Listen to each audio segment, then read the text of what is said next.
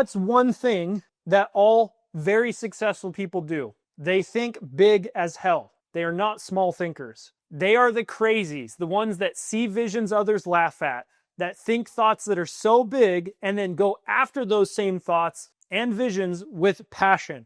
David J. Schwartz said, "Believe big. The size of your success is determined by the size of your belief. Think little goals, expect little achievements." So for me, this really was the secret, if that's what you want to call it. I would have never have made the career changes or built the habits necessary if I didn't think big in the first place. I wouldn't have thought it was possible to earn $91,000 in a month when 3 years prior I earned $82,000 in a fucking year. I wouldn't have taken the actions, developed the skills, practiced the habits, or even begun in the first place had I not been one of those crazy people. One of the people who doesn't settle for normal, who thinks bigger, who's a dreamer. And I want to share with you an incredibly powerful story a mentor shared with me that I think you're really going to love. And it's actually a poem by Jesse B. Rittenhouse. And he said, "I bargained with life for a penny, and life would pay no more.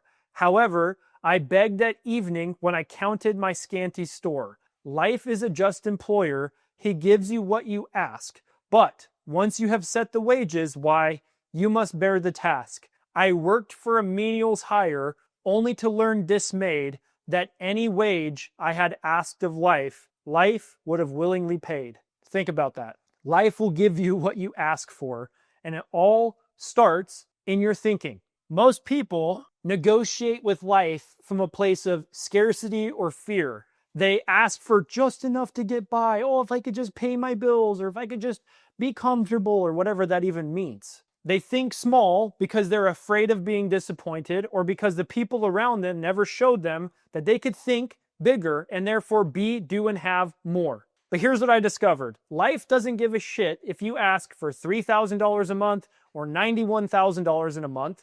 The amount of effort is often the same. That's why you hear really rich people say, "Oh, it takes just as much effort to make $1 million as it does to make 10,000. Now, I'll let you know when I get there, but the difference comes down to what you believe you deserve and what you're willing to ask for, which again comes back to your ability to think big. And I would say, ultimately, the right mindset is one of abundance and thinking big, because there is an infinite amount of abundance all around us. There is plenty to go around. There's enough money on this earth for every single family or even probably person to be a millionaire.